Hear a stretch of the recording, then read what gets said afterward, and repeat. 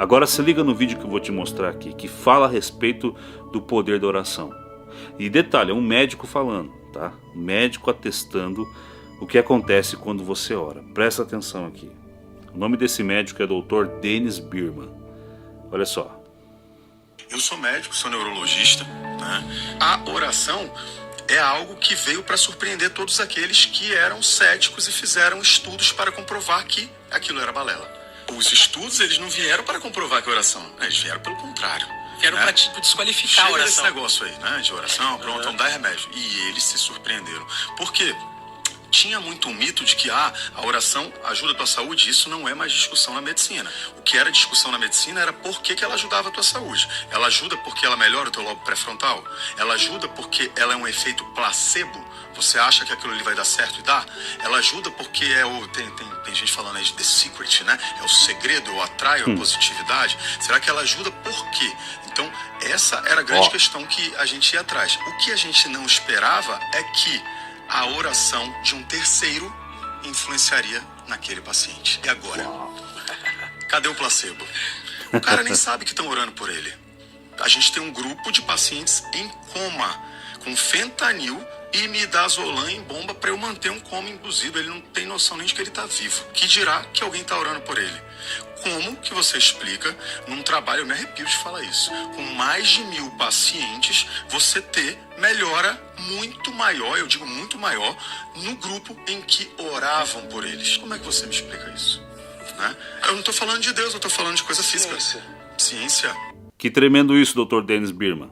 Deus te abençoe grandemente, meu irmão. Agora eu fico pensando aqui, você já imaginou se todo crente orasse com propósito mesmo, com fervor, com direção, com vontade? Já pensou se isso acontecesse assim, de verdade? O que ia acontecer, irmão, com a nossa família? O que ia acontecer com a nossa igreja? O que ia acontecer com esse país aqui? O que ia acontecer com esse planeta? A grande verdade, irmão, é que o diabo rouba. Ele distrai você, ele atrapalha você para que você não consiga orar, para que você não consiga apresentar diante do Senhor as suas petições, apresentar as suas aflições. Às vezes você chega em casa e você chega cansado, moído, dia super estressante, você não está aguentando mais, aí você já deita assim, pai, amém, amém, glória a Deus. Quanta gente vive assim, irmão. Quanta gente está nessa realidade. Eu falo porque eu já passei muito por isso. E não é fácil você orar. Não é fácil você dedicar um tempo ali e se separar para o Senhor. Não é fácil. É dificultoso. E eu vejo uma grande batalha espiritual quando você vai orar. Porque daí vem sono, vem o pensamento da conta que vai vencer ou que já venceu, vem a preocupação com uma série de coisas, começa a vir coisa na cabeça que você nem estava lembrando, mas começa a aparecer na hora da oração. Aí você pega a palavra de Deus para ler junto com a oração, já também começa a embaralhar a mente, dá sono, de repente está ali pescando. Isso é ataque espiritual. No momento que você se ajoelha para falar com o Senhor, o diabo sabe que se você embalar na oração, ele está perdido. Filipenses capítulo 4, verso 6. Não andem ansiosos por coisa alguma. Parem de se preocupar com as coisas do amanhã. É isso que ele está falando. Mas em tudo, pela oração e súplica, e com ações de graças, apresentem seus pedidos a Deus. A gente faz o contrário, gente.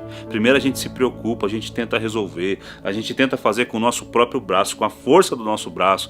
A gente vai lá e tenta de todas as formas. Aí quando não tem mais jeito, aí vai lá orar, ao invés de fazer o contrário.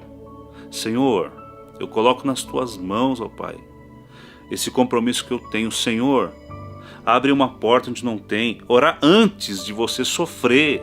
Irmãos, a ansiedade, a preocupação excessiva com o amanhã é um grande inimigo de uma vida de oração. Quando eu estou ansioso, eu estou dizendo o quê?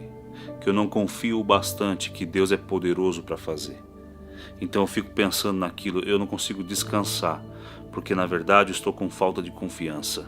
Eu até falo que meus pés estão na rocha, mas na hora de confiar não confia.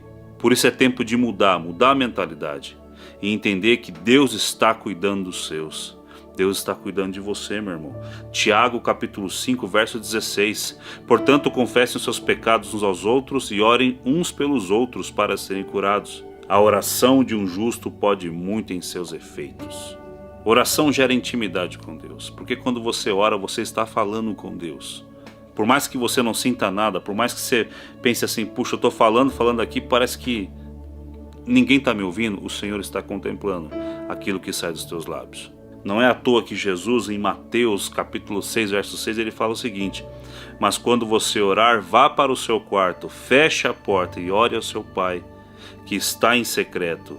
Então seu Pai, que vê em secreto, o recompensará. Por isso, invista na sua vida de oração. É simples, entra no teu quarto, fecha a porta. E lá o Pai vai contemplar você, Ele vai ver você e vai te recompensar publicamente. Irmãos, as guerras que eu passei na vida, eu venci através da oração. Falando com Deus e ouvindo a voz de Deus. Você pode, através do poder de Deus, mudar a situação que você está vivendo através de uma vida de oração. Um crente que não ora é a mesma coisa que um ser humano que não se alimenta, que não come, que não respira. Está fadado à morte espiritual. O Pai está te esperando, o Pai quer ouvir a tua voz. Que Deus te abençoe grandemente.